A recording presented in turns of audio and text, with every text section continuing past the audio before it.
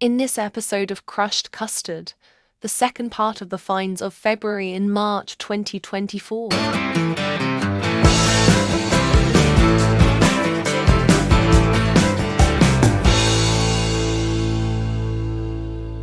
Hello, good evening, and welcome to the latest episode of Crushed Custard. Now, this is part 2 of the February and March haul, or acquisitions, whatever you want to call it. Now, that may seem a little bit late as we're now into April, but if you remember, I didn't do one in February and tried to do February and March in one go, but it was a little bit too many, so we decided to split them into two. It's time for part 2 of what came through the door this will be mostly March. And it is very heavily weighted towards the ladies, this one. So we've got up to start with, we've got a couple of CDs, which is a little bit different. The first one of which is one of those ones, if you've got faceache, you know, you get adverts on there all the time, don't you?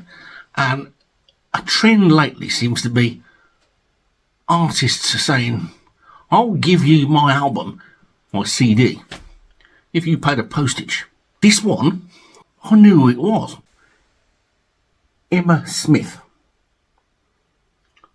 Jazz Standards Volume 1. And that's exactly what it is. If you look at the track listing on the back, you'll probably, whether you know or like jazz, you'll probably know all those songs anyway. So it's a very accessible sort of album, even if you're not a huge jazz fan. And this, I can tell you, is very good. It's got a nice little fold-out thing there as well. Now, how did I know Emma Smith? Well, you may know Emma Smith as well, because Emma Smith is a part of the Papini Sisters. Now, the Papini Sisters are a close harmony group who go around all over. I came across them at Royal Ascot when I was doing my horse racing thing, and they're very often to be seen swanning around in nice frocks, singing and doing all sorts of stuff. And they're a pretty good act as well. This is Emma Smith's solo album, Jazz Standards Volume 1, and hopefully there will be many more of those to come. Now, the second CD isn't actually just a CD, it's 4 CDs in a box, and it isn't new to me. It's a replacement. I've got all the albums involved on vinyl at least once, maybe twice. I've got them all on CD as well, again. But this box set came out a few years ago, and it's a very special box set because it's got a missing mix in it. Now, I'm sure one of you might have guessed what it is by now. It's this. Frankie Miller. Frankie Miller, That's Who. This has got all of the albums that he did on Chrysalis on it. But the thing that is the most important thing on it, it's got the original mix of the High Life album that was never released. This is still the only place you can get it. Now, I had a copy of this, and I'll let an ex-girlfriend keep it. I got it digitally, but I thought, I saw this. This goes for quite a few bob when people know what it is, but I saw it going for virtually nothing, like a tenner or something. And I thought, well, you know what? Even though I only want one of the discs, I'm going to have to snap that back up again. So that was the second of the 2 CDs. Frankie Miller box set with all of the albums on there, plus the original mix of High Life, which I can tell you is a lot better than the one they put out. Now, the one they put out was good, but this one, fantastic. So there you go. That's the 2 CDs. Now, let's move on to the albums. The first one is a new one. A new release that came out either at the beginning of this year or the back end of last year. I think it might have been last year. And this is an artist who I've been with right from the outset, but this one I must have missed this one coming out. It's one of my female singer-songwriters. I think she's from Ripon in Yorkshire. This will be, I think, a 4th album. The first album, I've actually got a promotional copy of it on CD, where it's got on the disc, title to be confirmed. They hadn't decided what it was going to be called yet. That's how early I got in on this particular artist, and this particular artist is Billy Martin. Now, this is an absolute wonderful album. If you like all that sort of quirky, folky stuff, it's lovely acoustic, laid-back stuff. It's really nice. It's in a cherry red vinyl as well, and it's signed again as well. I said the other day, I'm not that bothered about having things signed. I'm not really, but if they're signed, it's nice, isn't it? Anyway, there you go. Billy Martin, if you've not checked her out, check her out. This is her fourth album there. Really, really good, all of them. If you like your sort of laid-back female singer, songwriter stuff, and she's got some really interesting songs, some great lyrics and stuff, and yeah, I can highly recommend that one. Billy Martin. I said it was mostly ladies today. We've already had one chap with Frankie Miller. This is the second one, and it's the last complete male solo artist, unless you count a band that we're going to have towards the end. Now, this album is this one. Graham Bonnet, Bad Habits. Now, most of you, of course, will know Graham Bonnet for his time with Rainbow, a bit of Michael Schenker Group and Alcatraz and all that sort of stuff.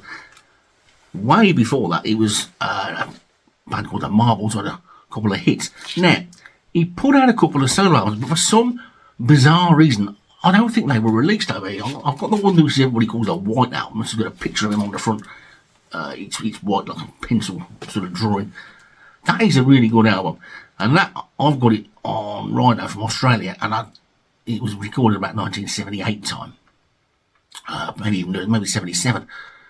And it's a really good album. Then, of course, he joined Rainbow. But in the meantime, he made this other album, which is called Bad Habits. Now, I didn't even know about this one until a while ago. And it's somewhere in between the white album, which is called Graham Bonnet, and him joining Rainbow. Now, this, as far as I can tell, was only released in Australia and Holland. Not released anywhere else. I have got no idea why. You can see, you look at him on the front, it doesn't look like he's about to become the lead singer of a heavy rock band, does he? Okay, next up, this is going to be quite an interesting one, because this is a band who I discovered, I think it was during lockdown, when everybody was sitting at home sort of doing nothing, or watching the telly, or buying records, or watching YouTube, and somebody put a load of videos from the old Grey Whistle test on YouTube, which have subsequently been taken down due to copyright. But I watched loads of these, and there was this one band on there. They kept starting to play their song, and of course this was in 1974, and they got about 3 notes in every time, and the power went, because that's when we were having all those power cuts, and it was really quite funny. But the song, when they actually got to play it, and the start of it, because you heard the start of it so many times, well, this is going to be quite good, and it was good. Anyway, then there's a story to this then, because I decided to look them up to see who they were. And I found out who they were. I found out who was in them and all that sort of stuff. And as it does, your names sort of ring bells, don't they, in your head, and you remember things. And I thought, sure, I've heard of that singer before, that lady singer. Anyway, I could not make up my mind who it was. Anyway, then, purely by chance, it sort of came to me. I've got one of those BBC transcription discs, you know, those things you're not supposed to have, from the live in concert things. And on the one side, it's got Snafu, Mickey Moody and Bobby Harrison, live at BBC Studios or Paris Theatre or somewhere. Hammersmith Odeon, maybe. But only on one side. And the other side is a band called Casablanca. Well, I've not heard a great deal about them, didn't really know who they were anyway, but I listened to it again. And anyway, it transpires that one of the ladies who sings in Casablanca is the same lady who sings in this band I've got this record of now. She also used to work with Ginger Baker's Air Force as well. And it's a lady called Aliki Ashman, and this is the album, it's called Ashman Reynolds. Now, the bizarre thing is, I actually got in contact with Aliki Ashman, and now sort of, she sends me birthday wishes and stuff, because she lives in Australia now, and she's always the first person to wish me happy birthday, which is really good. And I haven't got a copy of this, but then I found this, and this is an American version of it. It's an American white label promo on the old, see that, have a look, on the Polydor white label thing, as you can see there. Polydor do their promos with the white label rather than the red one. There's this great bit of blurb in it, which is obviously promoting the band. This is what it says. It says Ashman Reynolds, Stop Off, Polydor, PD 4907. Then it says suggested cuts. So that's obviously telling the radio chat what he's supposed to be playing. Now the suggested cuts are Come Right In, Countryman, Long Long Road, and I Wish I Knew. Back on with the blurb. It says here, a new group on Polydor, but a group that's been knocking about in England for years.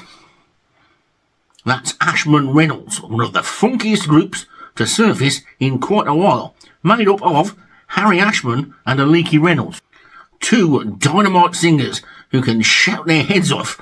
A similar group of backup musicians included on brass, the brother of Procol Harum's lead guitarist, and a funky gospel choir. The combination is electric, an absolutely incredible act live. Their excitement has been caught in this new Polydor album. Ashman Reynolds was chosen by John Baldry, one of the legendary British rock blues musicians, to accompany him on his current American tour. And everywhere the aggregation's gone, Ashman Reynolds has been received with ovations. That's how exciting they are. They were with Baldry at the Puerto Rican Pop Festival and will be doing future gigs as follows. There's a big long list of the gigs, which are all in April time, so they'll be coming up. The anniversary of them will be coming up soon, won't it? And then at the end he goes, what a trip, what a band. Ashman Reynolds put out more rock and soul per square inch than any other group we know about. Big pop sounds, big soul sounds. That's the sound of Ashman Reynolds. Listen, play the record. Other people will listen too. There you go. Can't quite beat a bit of American promotion, can you? But I tell you what, this is a really good album. If you can find a copy of it, it's really good. And Aliki Ashman still going strong, living in Australia and stuff now. And yeah, great stuff. So I'm glad to pick up a nice promotional copy of that. Now, we're going to go down one of my rabbit holes now, and it's going to be one of those rabbit holes I'll take you down quite a lot. If you remember the first part of this, I told you that I'd found one of my grail items from one of my backing vocalists. I like sort of female backing vocalists, and I found one of the ones who'd done a solo album. And in fact, it's up there, look. You can see it again, because it's from the video before. Barry St. John, up on the shelf there. So anyway, I found, it's funny, isn't it? It's like waiting for a bus. You wait for a bus for years and nothing turns up, and then 3 turn up at the same time. And that is what happened to me in March. It's absolutely incredible. Now, this next album is a lead-in, if you like, to the second of the 3 biggies. Now, this is going to surprise one or two people. I'm probably going to scratch in their head. And there's a reason why I didn't do this one first. Because if I'd have done this one first, people may have just seen it and turned off. Because they'd have thought, you know what? That's that Eurovision Song Contest mob. Save all your kisses for me and all that rubbish. What is it? It's the Brotherhood of Man. Now, I can see it. All going, what? He's lost it. He's lost the plot. But he hasn't. The Brotherhood of Man, when they started in the late 60s, the first 2 albums anyway, were a completely different thing to what you got in the Eurovision Song Contest and Save All Your Kisses for Me and all that nonsense. This was a good band with 4 good bluesy, gospelly soul singers, and 2 of them, the 2 female singers, were Sue and Sonny. Now, you may have heard of Sue and Sonny because you may well have noticed that they'll be singing backing vocals on quite a few of your albums.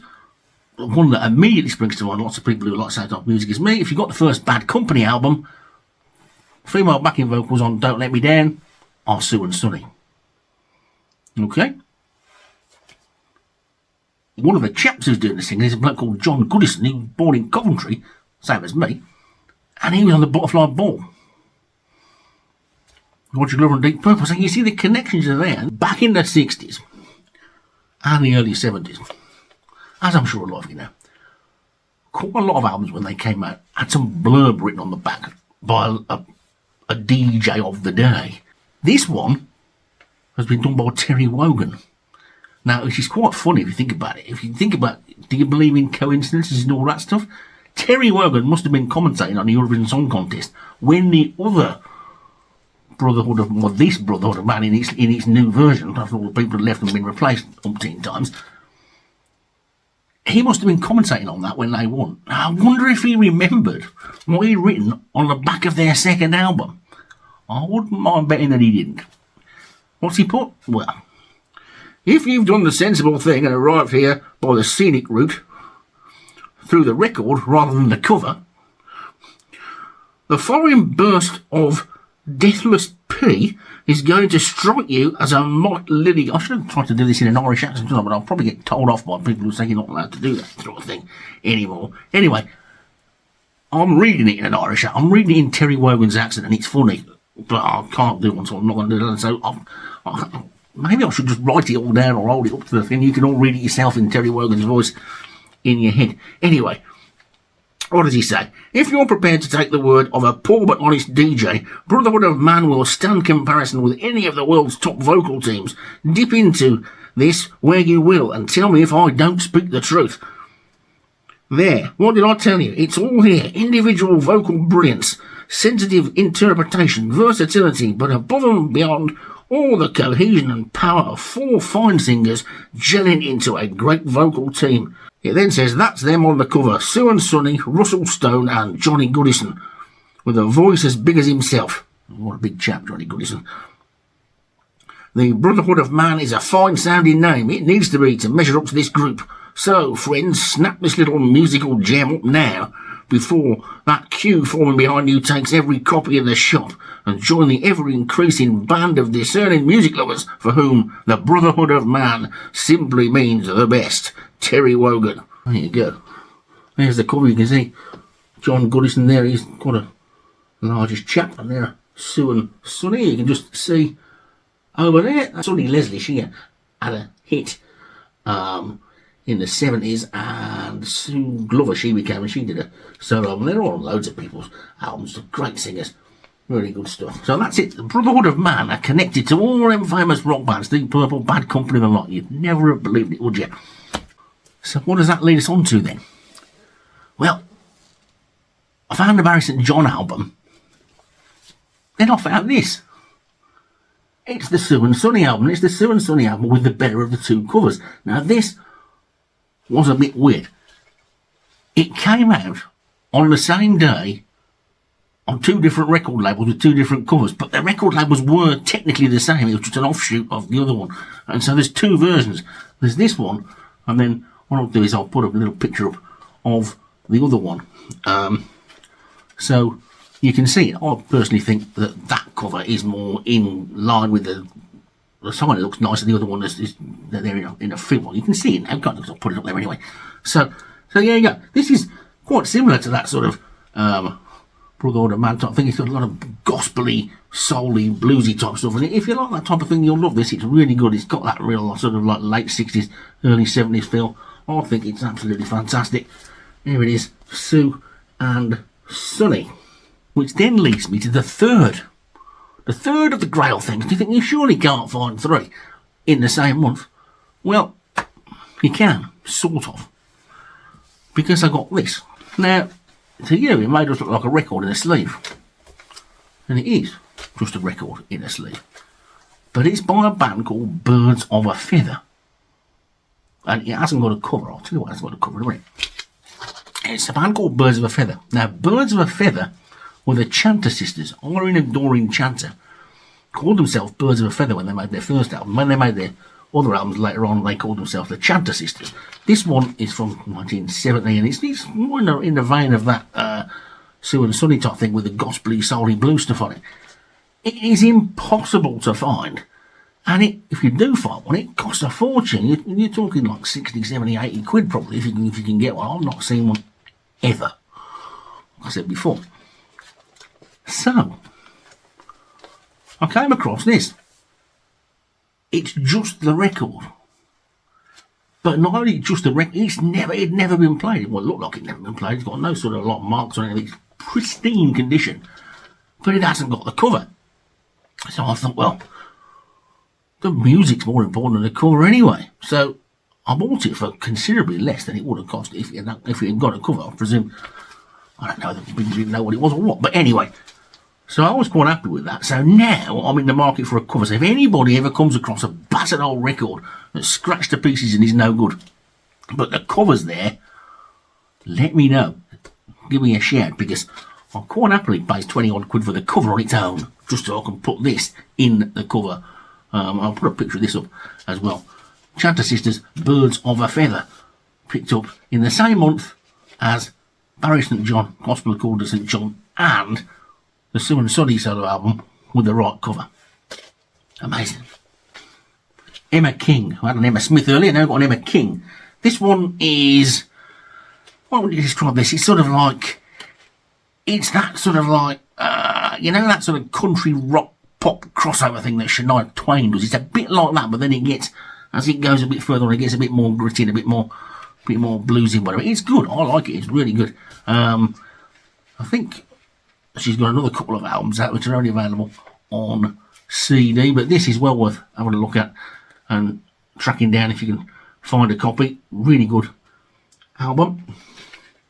Emma King. It's just called Emma King. Ronnie Blackley, or Ronnie Blackley, I'm sure how you say that.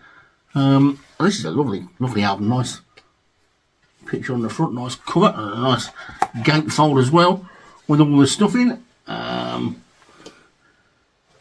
She's done so. The reason I've got her other album, which somebody recommended to me, and I bought that at a record fair a year or two ago. This one's a lot better. It's more sort of a Americana, folky, whatever you want to call it. There's a little bit of soft rock, country rock type things in there as well. So it's a lot better than the other one, I think. But this one is a nice little album from somebody who might be worth keeping an eye out for. There's the back cover with the track listings on the back there. Down my next rabbit hole, another sort of female singer rabbit hole. Well, one of my other female singer rabbit holes is my French singers, of course, because everybody knows I like a French female singer. So we're going to start off with a little toe into the water, which is not really a French female singer. It's a Canadian female singer, but a Canadian female singer who started off her career singing in French and did very, very well. And then was sort of transported over to the sort of disco type thing, if you like, in the mid-70s. And you remember there was a big disco hit called From LA to New York, From New York to LA. It's got a really infectious sort of thing in it. And that was her, and that's on this album. Patsy Gallant is what it looks like on there, but of course, because she's got the French thing, she's really called Patsy Gallant, is what her real name is. But there you go. Patsy Gallant, whatever you want to call her. Great little album. She's done loads of stuff. This one's well worth tracking down. This has got that from New York to LA, LA to New York to where we're at, isn't it? Really good. It's got a nice bit of like sort of jazz, funky, soul-y, disco type stuff. It's really good. So, as we've now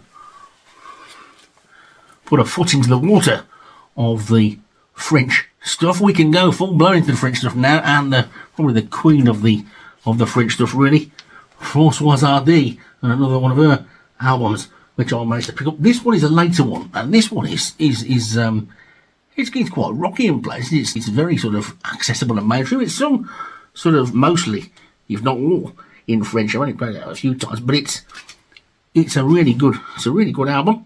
And as I said before, the difficult thing with these Françoise Hardy albums is making sure you've not got it already, because they all get released with slightly different titles in different countries and different pictures on the front.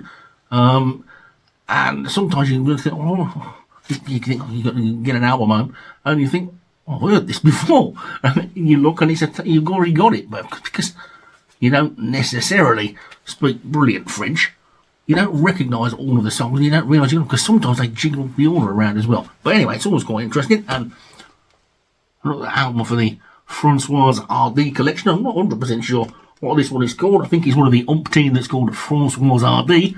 But what I can gather is it's a Dutch compilation taken from a few albums around the sort of 70s. So there you go. That's another one of my Françoise Hardy stack.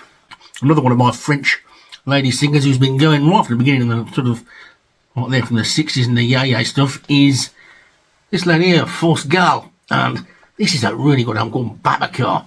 But this came out in the 80s, by which time she turned into almost sort of like mainstream sort of stuff. This is like sort of almost like 80s rock in places, with a bit of soul and jazz funk stuff thrown in there, a bit of disco and all sorts of stuff. Really, really good. And some of it's in English, some of it's in French. Interestingly for me, for people who know about what my other activities are, track 2 on side 1 is called Dancing Brave. Just happens to be one of my all-time favourite racehorses from 1986.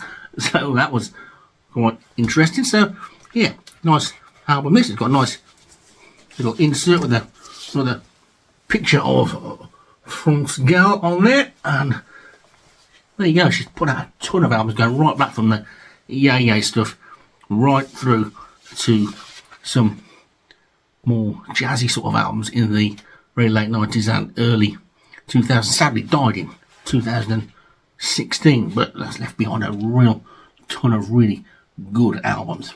Now I've had to save these 3 till last because I need to make sure we are past the watershed, because I've got to be careful here because we're getting a little X-rated. I've got to be careful how I show this cover. This is an album from 1979, and again it's an album by somebody that will probably get her name said wrong in England, and they would probably want to call her Nadine Expert, but she's actually called Nadine Expert is what her real name is. Now I've got to be careful how I'm going to put my hand across here. This is the album, it's Nadine Expert. It's called Excuse Me Monsieur.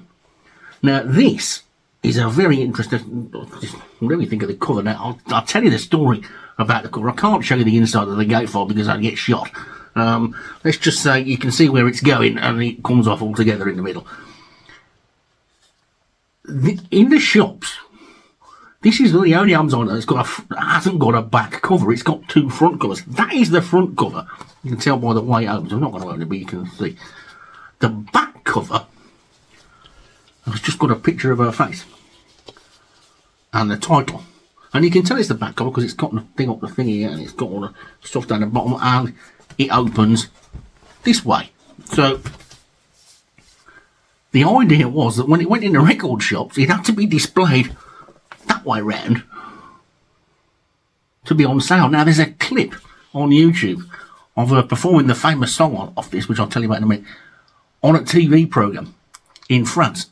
It's in black and white actually, and she's like standing in the audience, and they're all sat in the thing on the steps, thing going on, and she stood in the middle singing. But the picture of the album cover in the background is this one, not this one.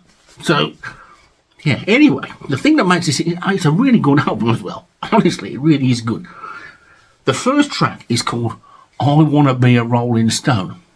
Now it is a medley of half a dozen or so Rolling Stones tracks, all sort of rolled together. And it shouldn't work, but it does. It's really good. I can't remember exactly which ones, because there's loads of them, because she only sings 1 or 2 lines of half a dozen Rolling Stone songs, and it works. I Want to Be a Rolling Stone. It is really, really good.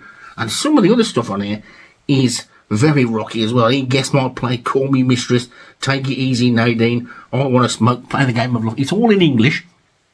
I don't know, a few little bits of it in France, but it's a very different thing from the sort of late 1960s French female singer music that I was getting to. This is right from 78, 79, so it's a different thing altogether by then, but it's a good album. It's a cover that will get people talking. I don't think I'll ever be able to put it on the back here because I'll get locked up. But anyway, there you go. If you can find it, it's a great album. She did another album as well. That was good as well.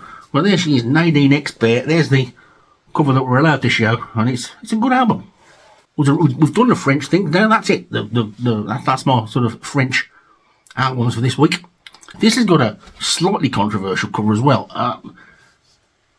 But then this is from a lot earlier.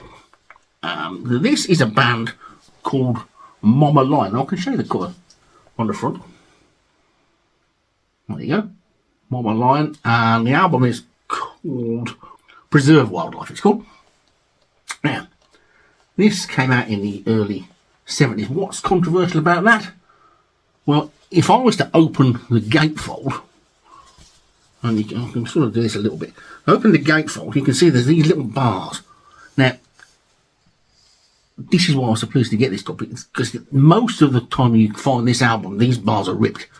These are still intact, and this is an original first pressing as well. When you open it up, what you get inside is, well, I'll do this, a perfectly nice picture of the lead singer, Lynn Carey. But underneath my hand, she's breastfeeding a lion, well, baby lion, a lion cub, which I think people thought was a bit whatever. But of course, the cover actually covers that up, so it's maybe not quite so bad. Anyway, there you go. What's it like? It's loud. It's very sort of heavy sort of blues stuff. The first track is Ain't No Sunshine, which is an old sort of soul track, but you've never heard it done like this before. What can you say about Lynn Carey? She's great, but she's a bit of a screamer. She's one of those singers that belts it out, and it's I had to sort of like turn the volume down a little bit when I put it on because it was a bit much. Yeah, it's great. It's a great mixture of stuff that is new and stuff that the cover version. You got Ain't No Sunshine was on there as well. Ain't Too Proud to Beg as well. There's a great version of Can't Find My Way Home as well. The Blind Faith track, and it was about 1972, I think. Now there's something quite interesting about this, and again, I didn't realise it until I looked at it after I'd got it. It's the names. It's the thing I used to tell people I used to love doing in record shops years ago, when you could look at the covers and read all the names and then stick in your head. And I saw the name of the bloke who's the bass player on this, and I thought, I've heard of him, Neil Merriweather. Who's Neil Merriweather? Where have I know him from? And then I remembered, I don't Neil Merriweather from this album that is behind me, which is another one that's got a bit of a racy colour, but not anywhere near as bad as that one. Well, bad as that, it's not anywhere near bad. It's this, Lita Ford's first solo album, Out for Blood, and there, playing the bass on the back, is Neil Merriweather, the same bloke who's in Mama Lion over here in 1972, and that was 1982, 83, wasn't it? So Neil Merriweather obviously likes to be in bands with lady singers. Mama Lion album is great. I was really pleased to get hold of that one because, like I say, most of them, the bars are broken, and the cover's ripped because it's very, very flimsy. It has been re-released. I think you can get it on green vinyl and stuff, and if you're new pressing, if you fancy having a listen to it, it's not difficult to get hold of, but it is very difficult to get hold of an original pressing with the cover intact, because those bars are normally done. So that's it then. That's the haul for March. Almost. Now, I said we've got to go past the watershed before we get to this next one, because I can't remember an album causing so much fuss for ages. One that you wouldn't think would. A lot of people I know who like the same sort of music as me, a lot of them were really excited about this, and then all of a sudden everybody started saying, oh, it's a disaster, it's absolute nonsense, it's rubbish, it's dreadful. But then some other people, whose opinions I respect as well, said it was great, and I thought, well, where am I going to go with this? I don't know. So I was a little bit worried when it came. And what is it? Well, I'm sure most of you would have guessed by now, but it's this. The World and his wife seems to have been holding up a copy of this on YouTube or somewhere on Facebook in the last week, ripping it to pieces and going up the wall about it. Now, I'm not going to say anything today. I'm just going to say here it is, because I'm going to do a one-off video on this because I've got so much to say. I was the last one in then. The Machine Head 50-year anniversary, which was 2 years too late, but never mind. Anyway, that was the rest of what came in February, March. That's it. I hope you enjoyed this little video. Thanks to everybody who watches and likes and stuff, and all that sort of stuff. I keep forgetting I have to ask you all to subscribe and press bells and do all sorts of things. If you want to do that, that would be very nice. If you don't, you just think, oh, look at that bald-headed idiot sitting in front of a load of records, rabbiting a load of nonsense, then you can think that, and I don't mind at all. So there you go. Machine Head, the last one through the door, and hopefully I'll see you all again pretty soon when we'll look at this in a little bit more detail. See you later. We hope you enjoyed this episode. Please like and subscribe as it helps the channel to grow. See you soon.